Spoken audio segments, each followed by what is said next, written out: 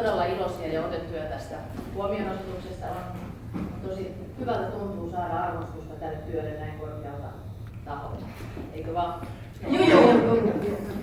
Ja erityisen hienoa meistä oli tietysti, että tämä tulee nimenomaan lastenkulttuurin puolelta ja työstä sen eteen. Me ollaan 13 vuotta tehty töitä, mutta se meidän työ tapahtuu siellä sairaalan seinien sisäpuolella, niin se ei ole aina ulkopuoliselle ihan tiedossa, että mitä me siellä tehdään.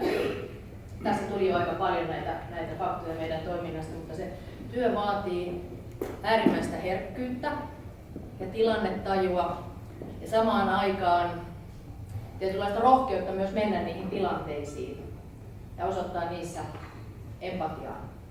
Ja sitten vielä se meidän työympäristö on hyvin erikoinen ja vaativa ja kaiken sen lisäksi kaikki tämä on myös tehtävä hauskasti ja tuomalla iloa. Eikö vaan? Joo.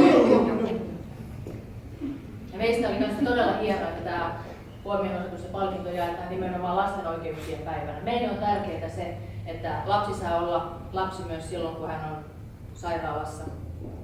Silloin, kun lapsi on vakavasti sairas ja on huolta hänen terveydestänsä, niin semmoinen helposti tippuu pois tämmöinen ilottelu ja semmoinen huoleton hölmöily. Niin se on se, mitä me kaivetaan sillä meidän toiminnalla esille. Me muistutetaan, että siellä taustalla on aina se lapsi ja ilonpito on aina mahdollista. Tässä oli puhettakin tästä saavutettavuudesta ja se on meillä myös niin kuin tärkeä juttu, että lastenkulttuuri, se on kuitenkin aina rajallinen määrä, mitä lapsia pääsee sen pariin ja nauttimaan. Niin me ollaan tämmöinen esimerkki, että me viedään sitä lastenkulttuuria, elävää, korkealaatuista, vuorovaikutteista lastenkulttuuria siihen ympäristöön, missä sen vaikutus on hyvin suuri.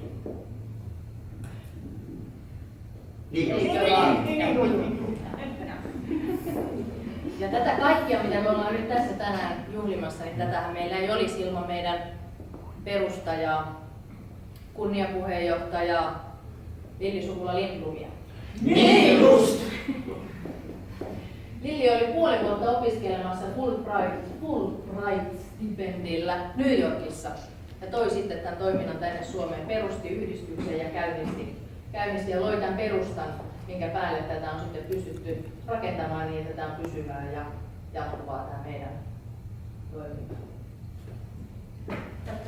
Jatko se siitä. Hei, yksi asia mulla vielä oli, tässä tuli jo näitä titteleitä joka suunnasta, mutta Lillillä on vielä yksi titteli lisää. Hän on nimittäin arkkiklouniatri.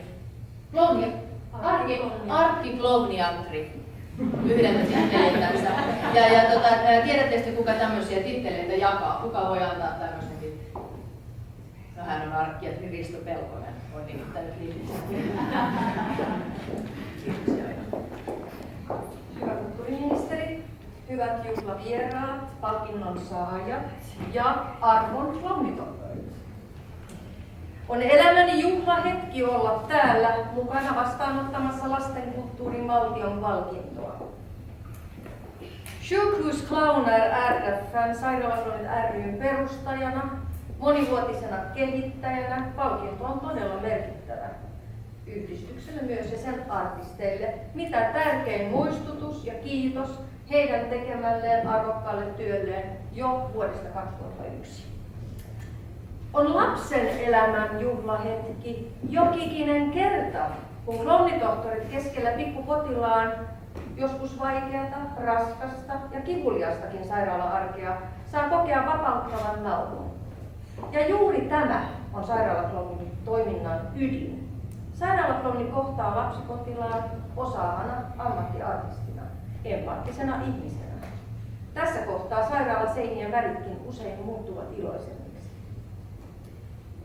Aloittaessani sairaalaklounin toimintaa Suomessa muistan, kuinka asetin toivomuksen, että toiminnasta jonakin päivänä tulisi ympärivuotinen ja maata kattava. Sitä se tänä päivänä on. Ja siitä kiitos todella monelle taholle. Kaikille tukijoille vuosien varrelta, mutta ennen kaikkea Sairaalaklounit ry:n klounitohtoreille.